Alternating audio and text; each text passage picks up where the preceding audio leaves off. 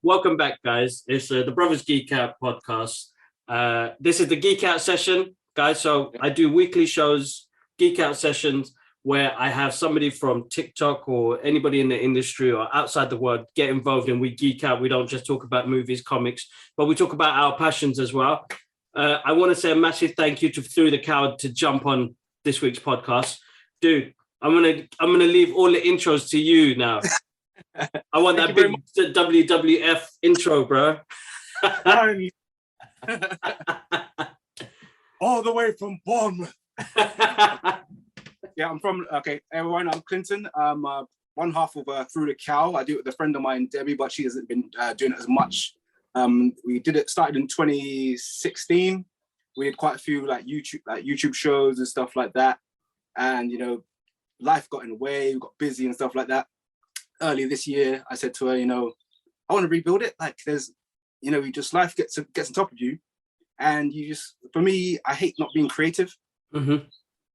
So I thought, get on TikTok, have a bit of fun and try and revive some of the magic of what we felt, we like you guys, where we could geek out, weekly and talk about some of our favorite TV shows.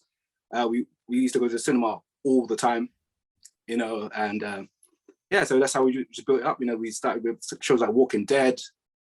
This was back when the Arrowverse was popping. We used to watch a lot of that. We used to talk about that a lot. And then obviously every Marvel and DC movie, we were straight on that. So it was a shame, because we really enjoyed it. But like I said, life sometimes just gets in the way, and you just end up, getting swamped by work.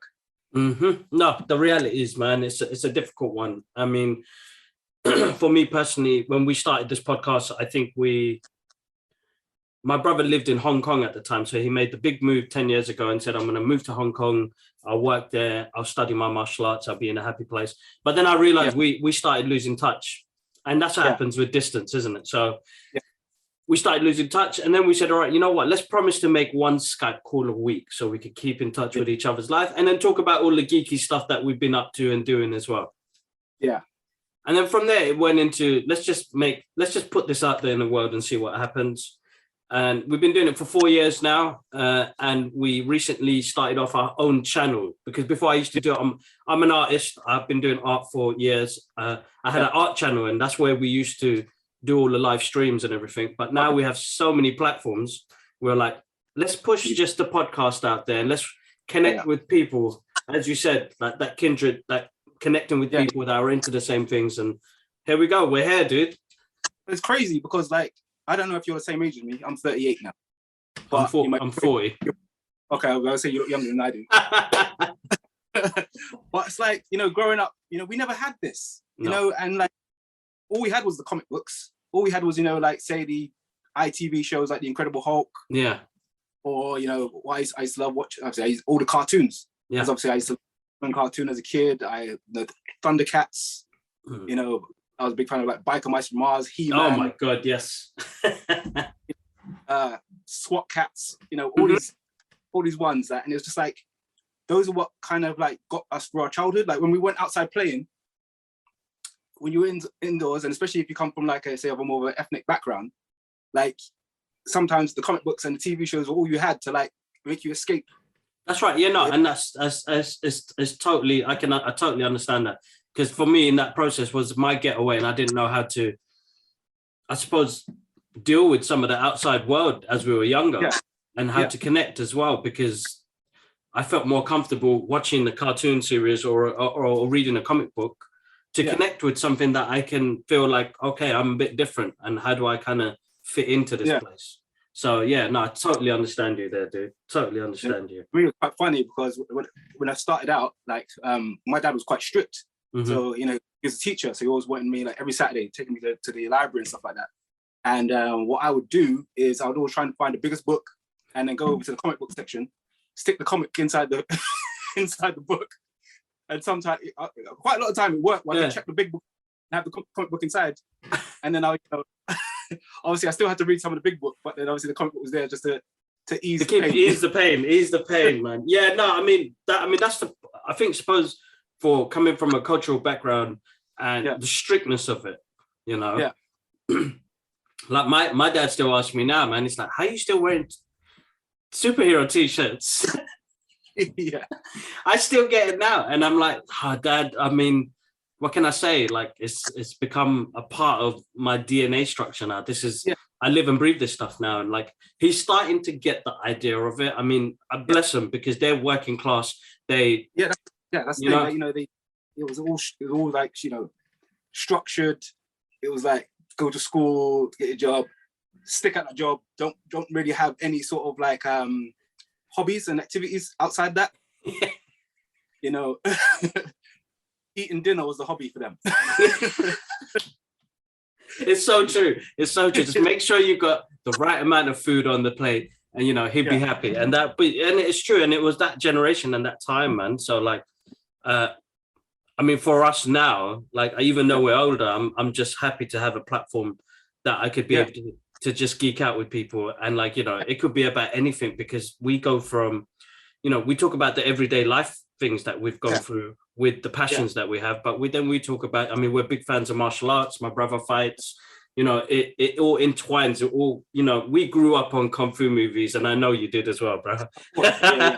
So like that part, you know, it became part of us as well. So like all of this comic book stuff, and I'm happy, man. We live in good times, man. We get great content. That's the thing. And the things we get to see now, these things that we only could imagine.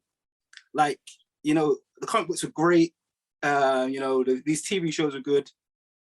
The graphics weren't great, so we sort of like really had to like, you know, use our imagination. Obviously, embrace it.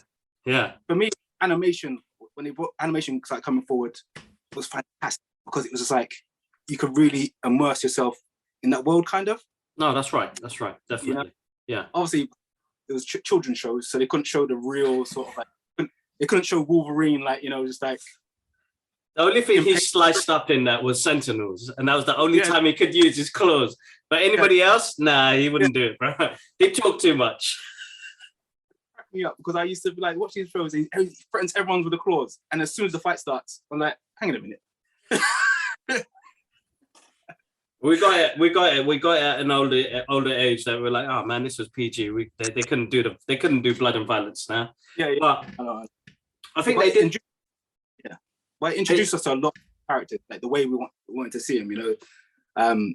The X-Men was obviously my first inclination of the X-Men was obviously the TV show. You know, all the Batman series, the Justice League series, you know. I still watch them now. Yeah, no, they still hold so well, bro. Like, you know, you look at something like the Batman animated series, and you're like, the reason why that holds down so well is they did something really simple and beautiful.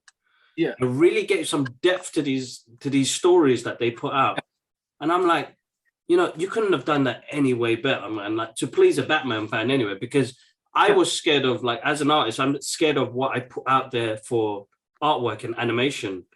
And you're like, how are people going to react? But man, the animated series Batman is just amazing, bro. Yeah, and the thing is, like, even for me now, watching stuff like that, even the storylines within those within those shows were fantastic. Yeah. And it bothers me now that even like with DC, the way it is, like, you could borrow from that. I know. You've got mythos there. You've got 75 years of, you know, concrete, or 8 years of stories there. But this is the discussion I always have, that why, when you have the source material there, and something like the Batman animated series where you could use as, like, you know, a script, like why are you not using it? Like, I'm not even going to bash the Batman because since Christian Bale took over, then obviously Batfleck was okay, then obviously now we, you know, Robert Pattinson, you know, prior to that, you know, I was probably 10, 11, 12 maybe when they had that. I tried to blacklist from my memory that the George Clooney era. We don't talk about that. We'll just edit that bit if you need to.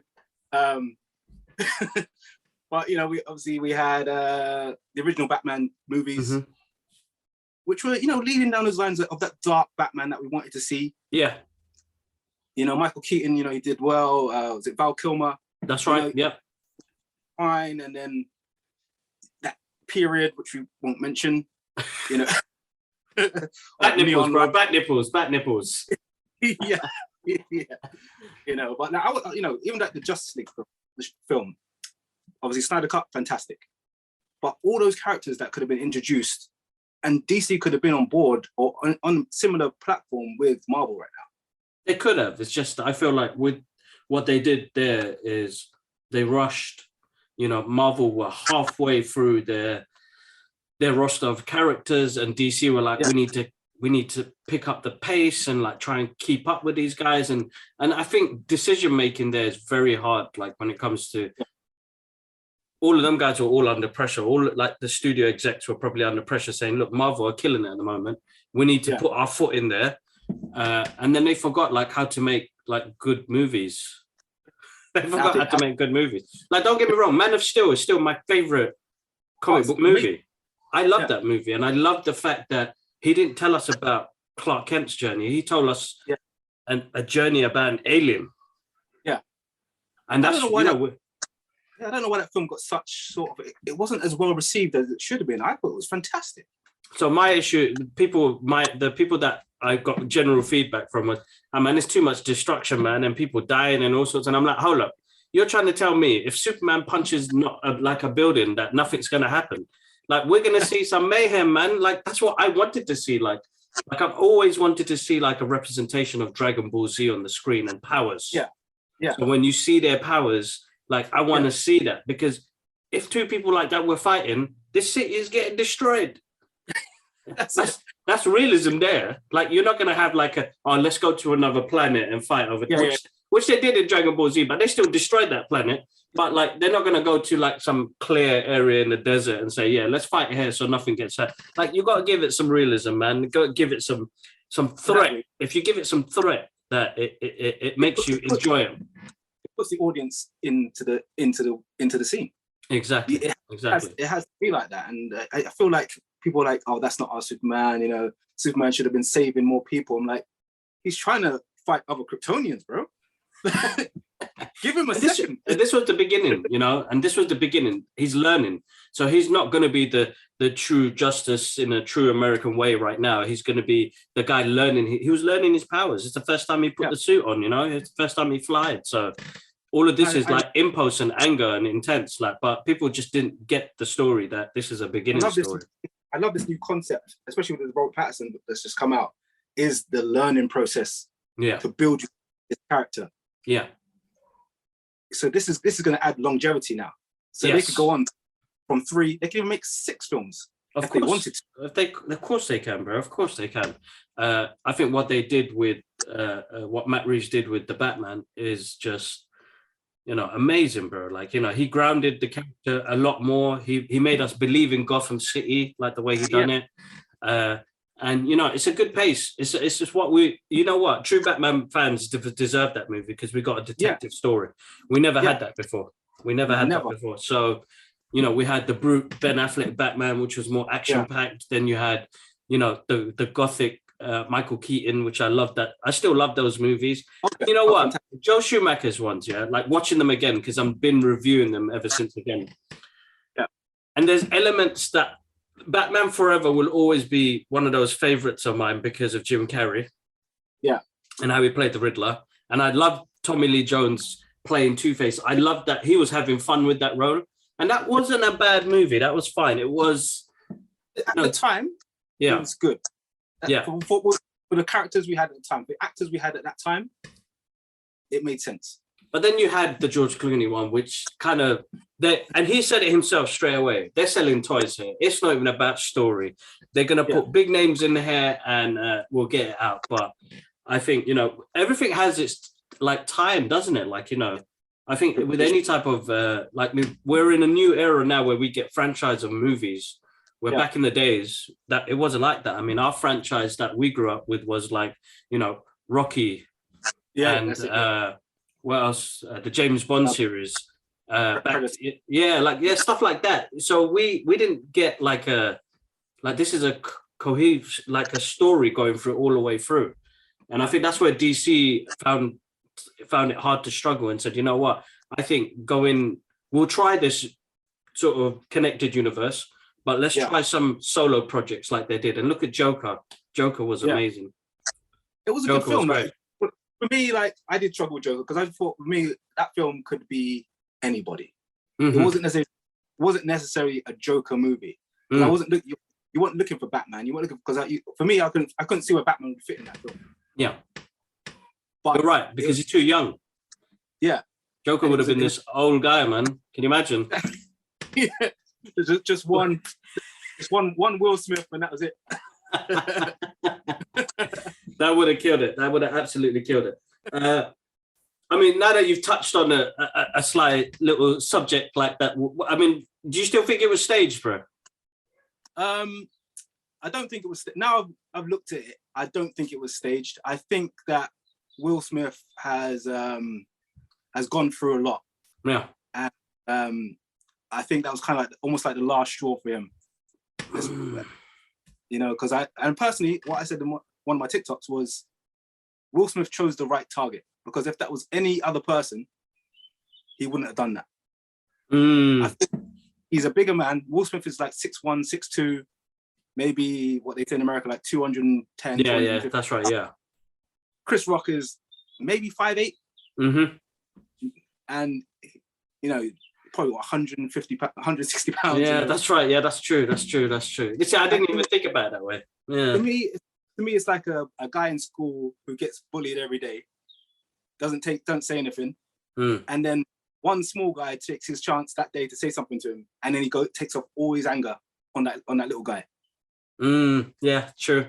Oh man, such a hard one, man. Such a hard one. Because I still think it's staged because the elements of where the Academy Awards are now, you know, people don't really care about them. There's only like a handful of people that are like, I want that award.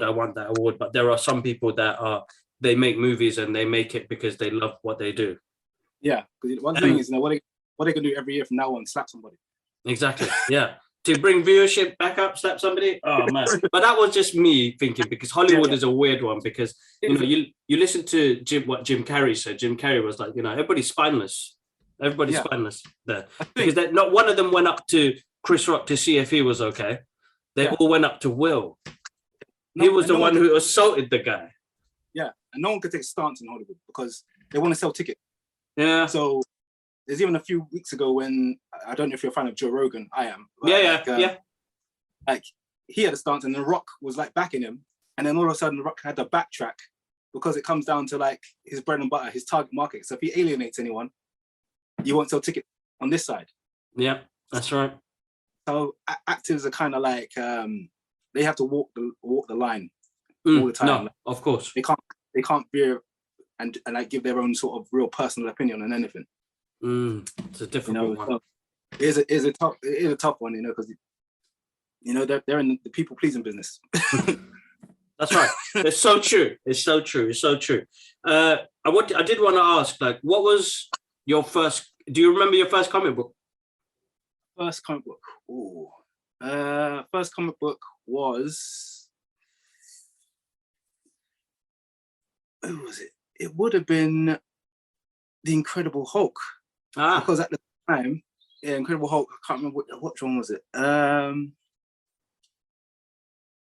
might have been the one with the induction of Wolverine. Oh, right. Okay, cool. Because at the time, I was probably 6, 7 years old when I used to see a TV show of The Incredible Hulk. So yeah, that probably been the comic I went for. I think it's probably been an Incredible Hulk comic, and I think that was the first entry. I think when Wolverine. I think the first intro of Wolverine would have been around that time. Yeah, definitely. Yeah, definitely would have been around that time. Okay, and who's your go-to, like, who's the go-to hero now or villain that you relate with? That is your guy now. Like, if you wanted him standing by your side now, who would that guy be, or woman? Who would that be? For me, it'd probably be Ghost Rider. He's always been like Ghost Rider. I've always been a fan of anti-heroes for some reason. Yeah. It's all Ghost Rider, Punisher, Blade. Yeah. Guys, yeah. If anyone, it'd be Ghost Rider. Ghost Rider. That's the one character I'd want to be more than Yeah, no, Ghost Rider. Like my brother's an anti-hero guy as well. He's a big fan of Punisher, so he's Punisher all day. Yeah. What about yourself? Me, I go through changes, man. I go through so many phases. But at the moment now, I'm a Tony Stark guy, bro. I love Iron Man. Yeah, I'm an Iron Man guy. I'm an Iron Man. I went through a phase of like being Wolverine because I got short man syndrome. I got short man syndrome, so I get angry all the time. But yeah, it was Wolverine. But it was really and truly, I think, because of what happened last year with like 2 years with COVID, and we lost a lot of people in the process. And it wasn't about having his claws or his anger or anything like that, or adamantium. It was more about his healing power, bro. Yeah, because you can see like with him, like he's seen, when you think about Wolverine, he's been through so many generations. He's seen everything. He's seen everything come and go. Yeah, like, you know, for me, he could have what's the character from Vandal Savage? He could almost be like a Vandal Savage character. Yeah, that's right. Very true. So like I always want to be Wolverine, but I think what the MCU did with Robert Downey Jr. and how they made him from the comic books to relate to him on screen. Like, you know, I found a lot of things in the MCU that related to me a lot. And like a lot of people are like, oh man, I don't like Iron Man, and I'm not an Iron Man fan. And I was like, it's not that, man. His journey like really inspired me to do the things I'm doing now. So it's weird, bro. Like a character like that can resonate with you so well that you end up doing. Like I really stepped out of my comfort zone. Yeah, I like, you know, when we started the podcast, it was just me and my brother. Now I'm confident enough to have conversations with people I've met from TikTok and online and stuff like that, and really have good conversations. But then excelled in, like I had to take like really big giant steps, and I felt like that character inspired me to do a lot more. I never read Iron Man when I was younger. I only read Iron Man in the past 10 years. All right. I grew up, my characters that I grew up with was the X-Men because I related to them much more. There were a bunch of outsiders and they didn't know how to feel and where to go. So it's weird how, like, I think also coming from like an ethnic background. Yeah. I think all related to the X-Men a lot more than. That's right. Definitely. Because you kind of understood where they were coming from. Like, you know, like they were good people, but people didn't see them as good people because they were like different. Yeah, exactly. So yeah, that played a big part. But over the past couple of years, Tony Stark has stolen my heart, man. That's my wingman, if anything. But yeah, that's my character. But bro, I went for a phase. Gambit, man. Gambit was the dude, bro. Like he was a ladies' man, and his powers were really cool, bro. I was like, man, I love this guy. The way he used to flirt with Rogue, I was like, this guy, man, killing me. I need to learn. Rogue was the one back in the day. Definitely. So I know you do the geeky stuff and the comic book stuff through the Cowl, and then you're a PT as well, dude. So how long you been doing that for? Okay, personal trainer, I'd say coming up now 18 years, maybe. Yeah, quite a long time. I work with a system called EMS, which is electromuscular stimulation. Okay. So with my work, these sessions are 20 minutes long, but they're equivalent to an hour and a half in the gym. Damn. Reason being, because these suits, I put you in these special suits, Iron Man. So these suits have electrodes built all the way through the suit. Okay. And I use a system that controls the level of impulses that are sent through into your muscles. So they hit to the deep muscle tissue. Wow. Causing you to tone muscle and burn calories at a much faster rate. Damn. That's so cool. I started working with this system in the last 5 years. So I did normal PT before that. Yeah. And then went to work for a company that had this system. And, you know, I really tested it out myself for a while because I had to be sure that it wasn't just a fad. Yeah, that's right. And growing up in being in the fitness industry for a long time, I can't just jump on a fad because my peers, my friends, whoever will be like, you know, why would you sell your soul just for potentially for money? Yeah, of course. You know, this system is super legit. I use it myself. My clients love it. Like I said, 20 minutes, a 20-minute workout. And, I put people through their paces. And that 20 minutes, I make it count. Yeah. And you know about it. That's brilliant. That's amazing. I mean, the technology in itself, like, that's amazing because you're moving around whole body almost like now, isn't it?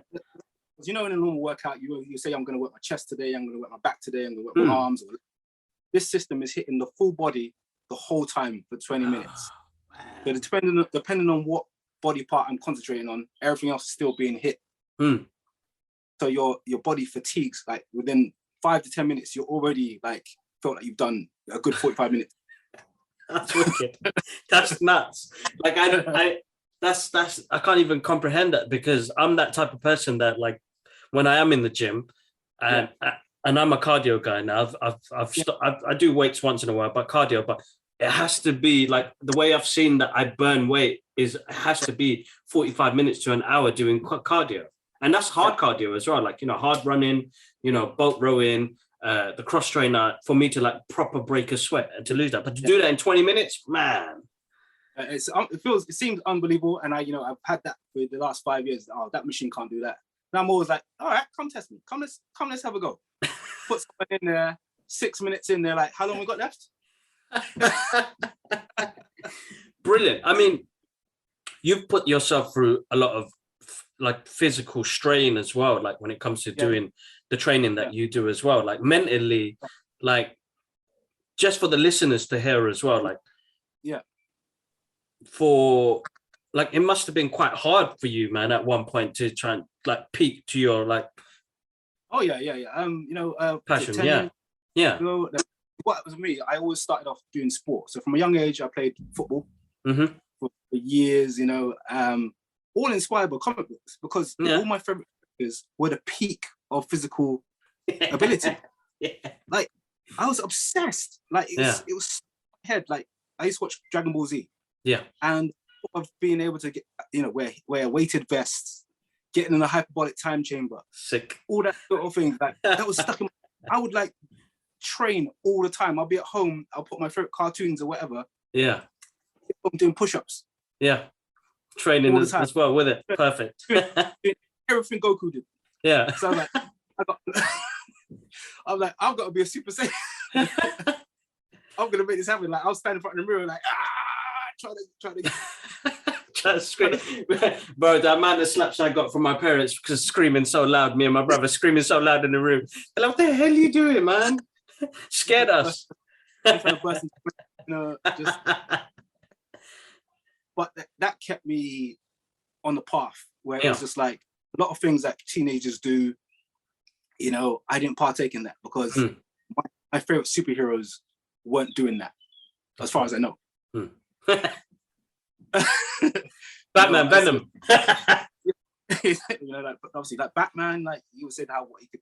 I was obsessed with martial arts because it was like, okay, he mastered every martial art, so it was like, cool. Okay, Batman does this. I need to look into doing that. It's like, I'm not gonna lie. Like, I feel like comic books kind of saved me from going down bad paths.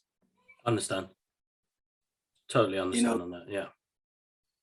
It also corrected sort of my mentality as well of how to treat people, how to try and be a good person. That's right. And try and do the right things for others. It's not always going to be reciprocated. That's right. But as long as you try to do good for yourself and those people around you, and be a protector.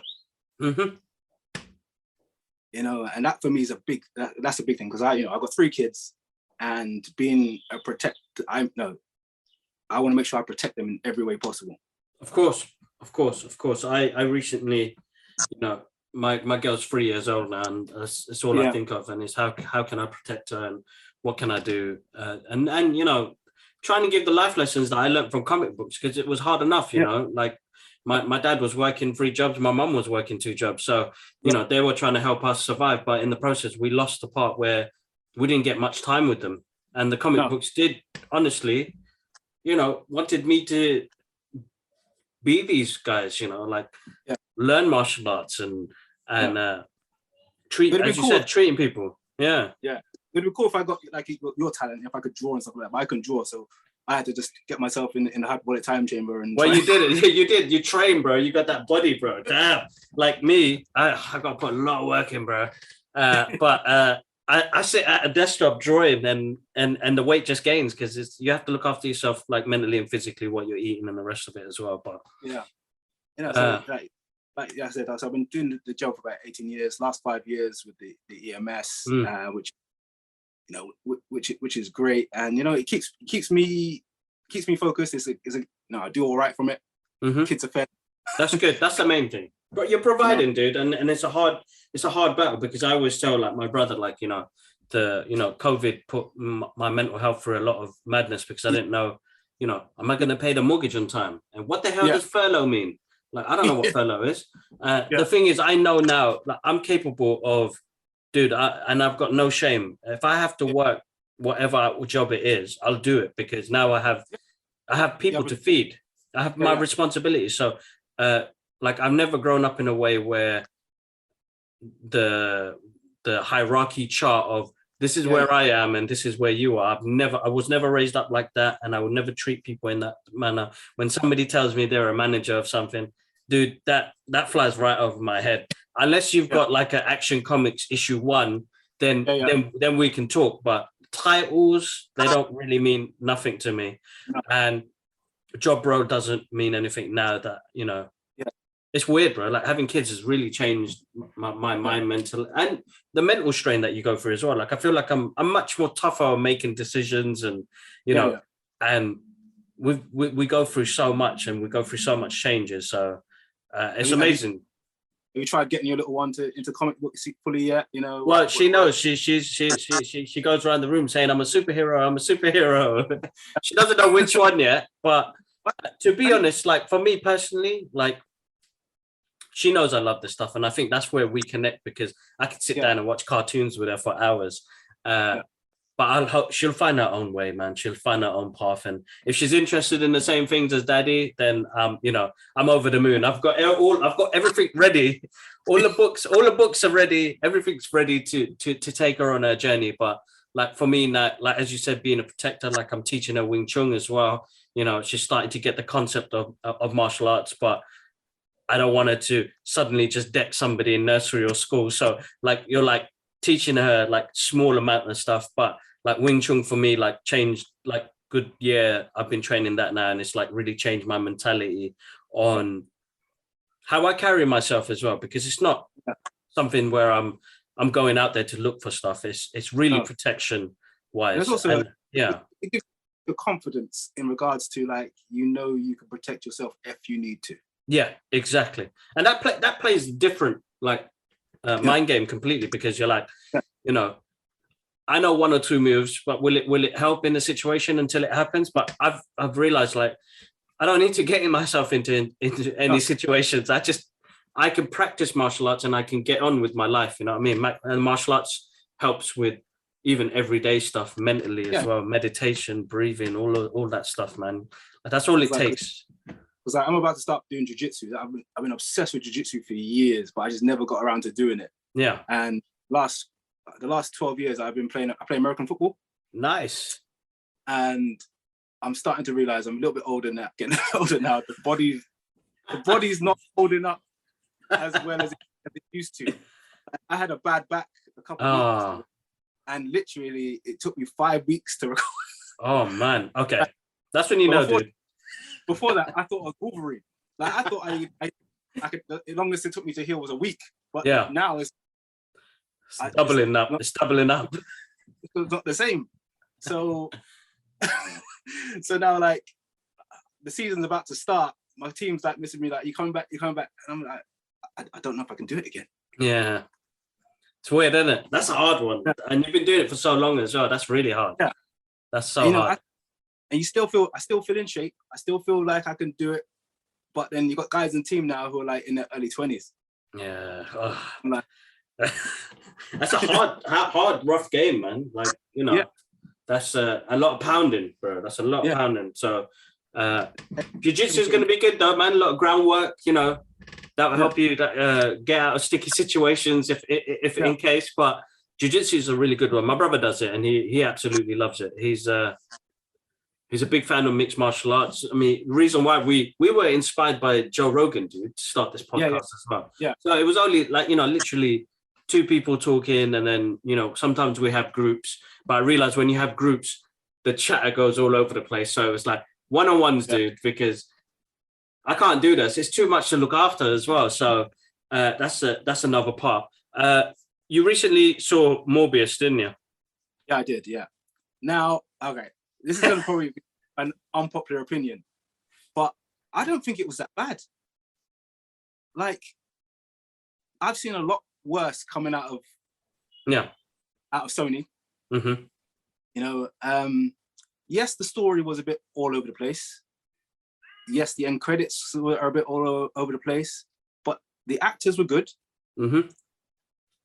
The story could have been a bit better, but it was an easy watch. Like I didn't find myself uncomfortable in my seat like I have been with some other franchises. Like I'd put Morbius above any Fantastic Four film. Okay, yeah, no, so I can agree with that. And I'm a visuals guy, so the visuals were quite good, and I like how they represented his powers. He had his iconic trench coat with the little purple lining in it. I love that. Them little touches like that really got me going. But yeah, as you said, I feel like because the movie got like delayed 7 times, we were going to get it in January after Spider-Man No Way Home. They changed it, bro. They you could say there was a lot of cuts in there, and there wasn't a full amount of character development. Mm-hmm. Because you almost went from, as soon as it opened up, you're like, okay, cool, young guy. I don't want to do any spoilers, but you're like, young guy there, cool. Then all of a sudden he's grown up there, and it's like, what happened? Yeah, what happened in between.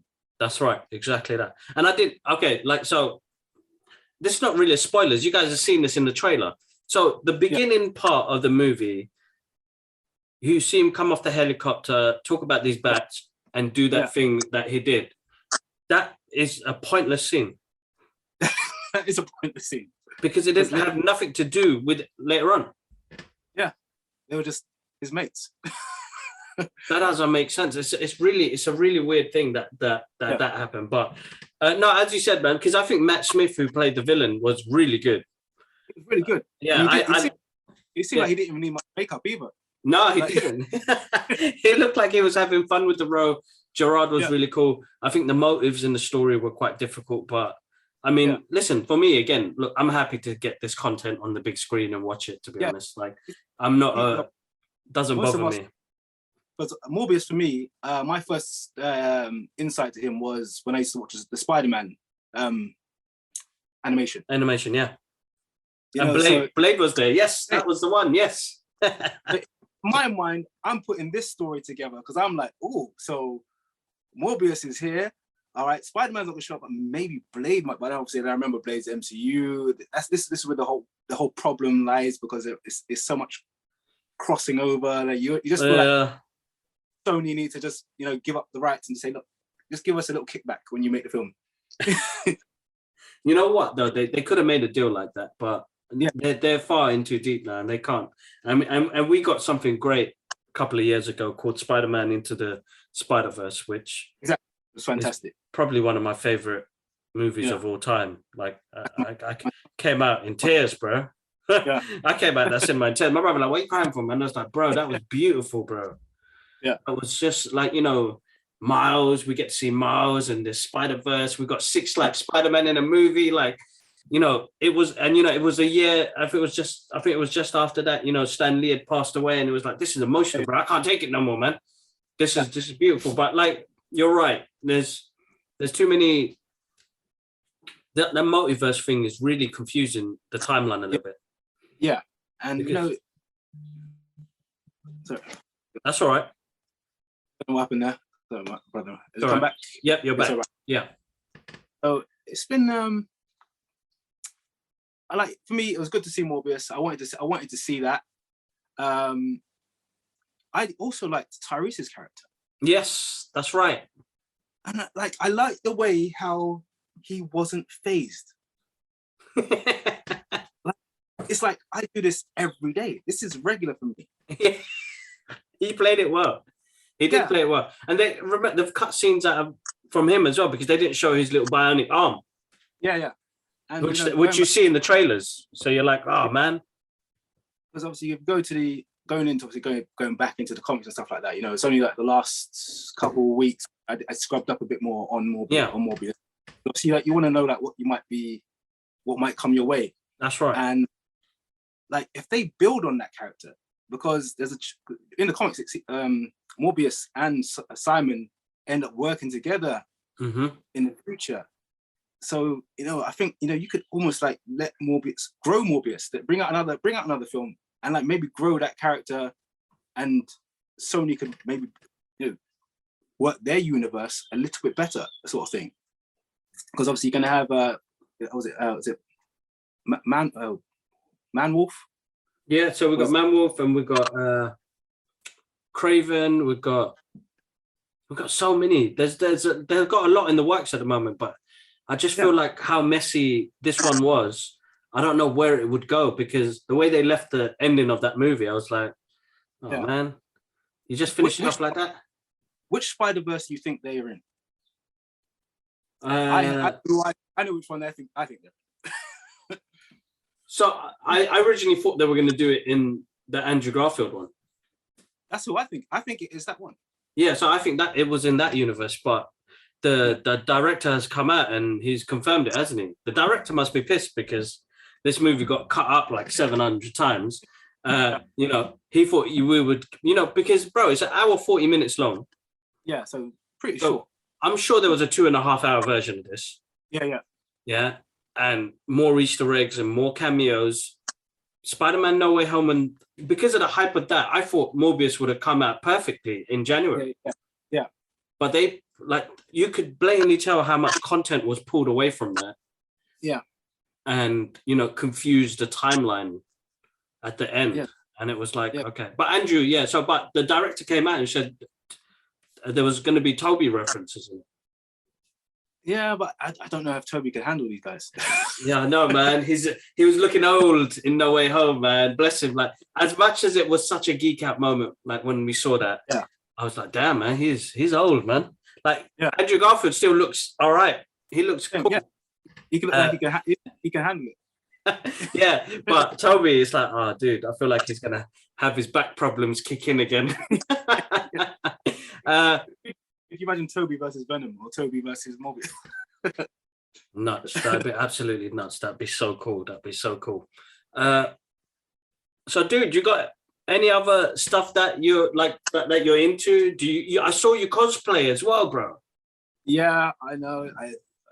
Some people should be embarrassed. My missus always tells me about that. Are you still doing that? What's going on here? My dad's also like, what? My dad always says to me, "Are you still doing this thing? Really?" Because whenever I go to my parents' house, like they go into my room, like I got all my like Black Panther stuff. Yeah. As in, like the claws. I got. Yeah. I got the masks. Smashed it. What I'm looking forward to is like the next sort of MCM Comic Con, really. Yeah. It was just before COVID. I went to the Birmingham one. Mm-hmm. Normally I go to the London one. And like where I live in Bournemouth, they sometimes have a little one just down here. Yeah, so they've got. So which one? I'm coming up to Portsmouth. Portsmouth got a Comic Con coming up soon. Yeah. I'll be at the MCM London one. I usually go Birmingham as well. I've got a couple of friends there as well.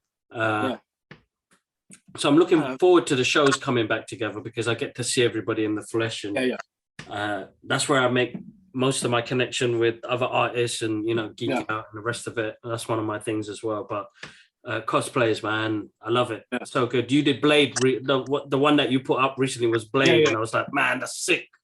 That's absolutely awesome, bro. Absolutely. That's like my all-time favorite movie, bro.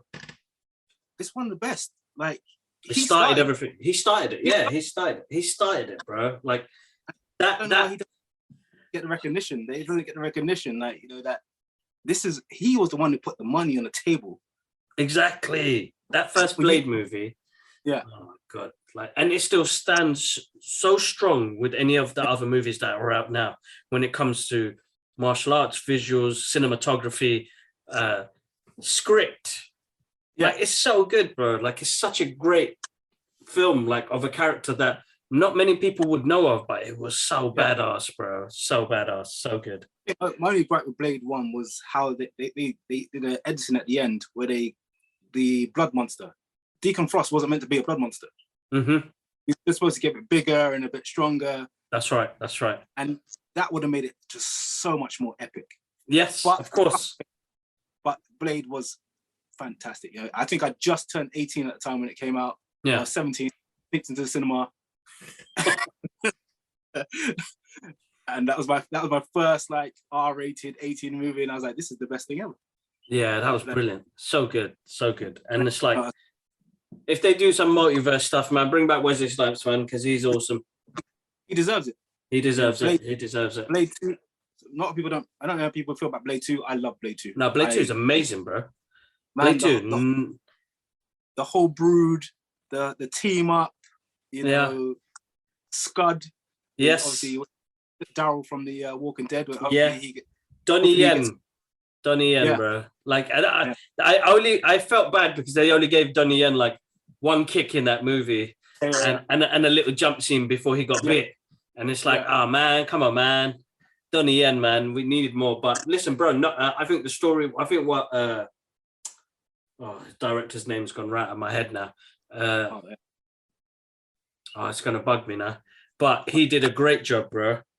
I think Nomak was just awesome, bro. Oh my god, Nomak was just awesome. He's such a good villain. Yeah, like you don't get good villains. Like you get one. You know, some movies you get. You know, I mean, even the Marvel Cinematic Universe, there's not many great villains. A villain like you, a great villain sucks you in to make you almost root for him. That's right, and that's how it was like for me with Nomak. And that's what it was like for me when I with Killmonger and Thanos as well in Infinity War. I understood that Thanos and his mission, his goal. But then you came to Endgame, which I won't get into. Like I like Infinity War more than Endgame, but Endgame was a nice finish off. But it wasn't the same Thanos, because I feel like if it was the same Thanos from Infinity War, they'd still lose. Yeah, they'd still lose because he was much more wiser and smarter. Yeah, I think obviously Endgame, he obviously realized he'd already won, so he didn't like because he said it in there. Yeah, you know, they couldn't deal with their own failure. He knew that. Exactly. It's not. It brought you back to me. I love that lyric. But cool, man. Listen, I'm not going to keep you on too long, man. I want to say massive thank you for joining us. It's always a great pleasure to have fellow geeks join us. I really appreciate it. You know, it's not often like I get to do stuff like this. You know, I sometimes it feels weird, like, you know, because I think like, do I know enough? Like, have I been in this game a lot? I think we have. The thing is, like, for me, even personally for me, like, I'm not a fan of the new comic books. And I don't read a lot of the new comic books. I've got like a handful that I order on a monthly basis that I'll read. But like all my stuff is going to be from 1985 all the way to the early 2000s. And then I kind of dropped off and stopped because I go back to the old stuff. Yeah, because like, well, that's the original. That's what we're going to get now is where the directors are just picking out bits and pieces, picking like an obscure character that you might have missed. Yeah, that's right. Yeah, that's right. So, yeah. Or even if you did read that comic, you kind of forgot about that person. So it's that nice history lesson of being able to go back and be like, oh God, this guy really put the work in. Yeah, exactly that. Have I still got you? I'm still here. Sorry. Oh, sorry. That's okay. So I just want to let all the listeners know. So this is not just on YouTube. This is clips on TikTok. We have our social media pages, and that we'll be able to stream. This is streamed on SoundCloud, Apple Music, Spotify, Apple Podcasts, Google Podcasts, and there's so many others that I can't remember. But you know, you can listen to us wherever. Dude, where can they find you on social media? I'll put the links in the description as well. But if you're looking for a personal trainer, you know, if you want to have a killer 20-minute workout, I work between Bournemouth and I'm in London normally 2 days a week on a Tuesday and Thursday. You can find me at 90, the number 90, N20 EMS training. Cool. That's 90, the number 90, the letter N, the number 20, and that's EMS training. If you're interested and want to see some more of my content, I'm on Through the Cowl. So the idea for that came because obviously I love watching Batman's one of my favorite characters, and I also we watch TV. I'm watching it through the Cowl, so that's where the name came from. Awesome. So that's where you can find me. And awesome. You know, if you ever have me back again, that I'd really appreciate that. You know. Of course, man. Of course. It's a great way to connect, catch up with people, and then talk about the amount of great content we get now. You know what I mean? So like for me personally, like I'm grateful for all the people I meet, and then the things I've got to do, and the content we get. Like, because do you remember Wizard magazine? Back a long time ago, man. Yeah. So like, you know, they used to do like characters of what they would look like in the movies and stuff. Yeah. So like, I grew up in the era for the 80s and 90s where reading the comic books, watching the animations, and then the early 2000s, they start making this stuff. Like when we saw the first Spider-Man, I was like, oh my God, they got this guy swinging through buildings and everything. So like, you know, I fell in love with it even more because now my characters are represented on the big screen. Even the TV shows, like when we saw Arrow and The Flash, bro, I absolutely adored the first couple of seasons of Arrow and Flash. I think they were amazing. The way I just felt like they made these smaller characters meaningful. Like they gave me more depth, and I love the Flash. I've always liked him as a character, but the TV show made me just love the character even more. After season 2 and 3, it kind of got a bit it disappeared a little bit. But they got season 9 and 10 coming out, so I'm like, oh my God, this is still going. But the thing that really picked it off for me was Smallville, bro. Yeah. Back in the day. Yeah. Smallville really made me fall in love again with the character of Superman and Clark Kent. Yeah. And his daily struggles. I mean, there were the filler episodes that I didn't really enjoy, but the main story was quite interesting to see a teenage, you know, Clark growing up and, you know, trying to get through the world and understand his powers and stuff like that. I'm hearing a lot of good reviews about the new Superman and Lois TV show, but it's like I'm so far removed from the CW stuff that it's like, how do I G myself up to do it again? Do it, bro. I'm gonna tell you that personally because I'm a big fan of like Flash season 1 and 2 are gonna be my favorites. Arrow season 1 to 3 are gonna be my favorites, and then after that, everybody became superheroes, which really annoyed me. But so Superman and Lois, because I didn't like the actor playing him. Yeah, that's because I was like, oh man, who is this guy? Yeah, dude, that first season was awesome. Okay, like the tone, the production, and he's grown on me as a Superman. I can see they've given us a different style of Superman, but I've liked what they've done in the family dynamics as well, man. And us being in families will connect with it very well. That's cool. If there's anything you're gonna watch, give it a go. Don't blame me after if you don't. It's good. It's good. I've probably started Moon Knight. Yes. Which is good so far. Bit of a weird British accent, but you know, I'll let it slide. I've only seen one episode. I think there's a reason for that. There's a reason for that. Yeah. The reason for that. Yeah, there's a reason for that. And then I completed Peacemaker a couple weeks ago. Yep. And I really enjoyed Peacemaker. Peacemaker's brilliant. Absolutely cool. Look at that, man. James Gunn, man, bringing characters to the screen that, you know, weren't known. They were like DC's, not even B team. They were like DC's D team. Yeah. You know, and it's made me look into Peacemaker a bit more. My last comic that I just bought was a Suicide Squad one where he's the leader of the squad at the moment. Yeah. So currently getting through that, and I've got one for my birthday a couple weeks ago, which is Batman. I think it's Detective, but it's based in London. Ah, nice. Oh, so, based in London. Is that London? Detective, I think it's called. Ah, I'm trying to remember. There's another one, you know, where it's based around Jack the Ripper. Yeah, that's Gaslight, isn't it? Gaslight. Some Gaslight. Yeah, I love that one. That one's quite good. The comic book is. The animation's really good as well. Like that's the one thing DC got on point, bro. Their animation is sick.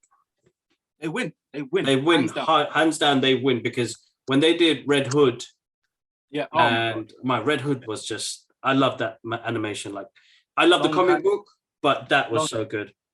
Long Halloween, Hush, Oh my, well, Hush, I remember coming out of the screening for that one and I was like, it's because they changed the ending. Yeah, That's some bits, yeah. that kind of threw me off. I was like, no, man, why'd they do that?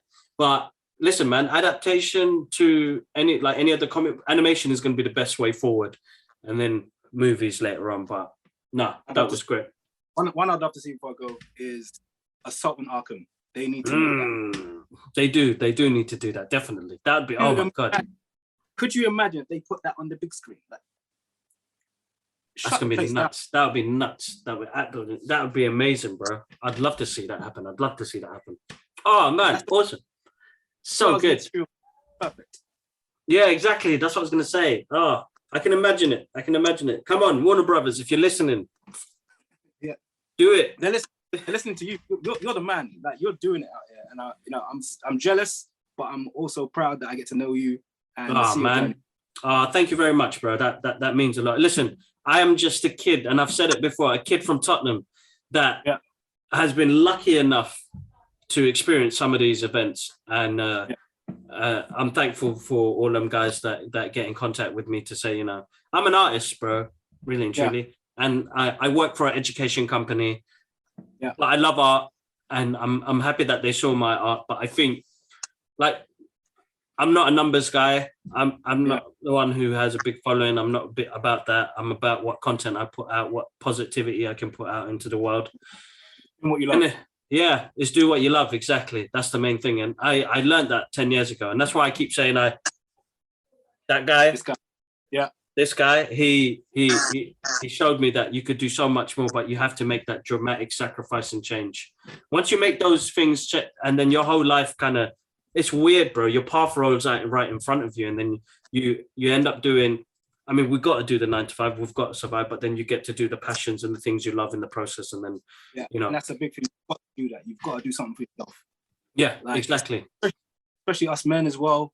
With things like mental health and stuff like that, we've got to try and find a way that men do something that they're passionate about. Of course, definitely, without a doubt, and I'm 100% support when it comes to that, because our mental health, man, we're fragile. We're so fragile. Yeah. We don't let the world know because sometimes our pride gets in the way, but people need to know you're not alone. You're not brothers.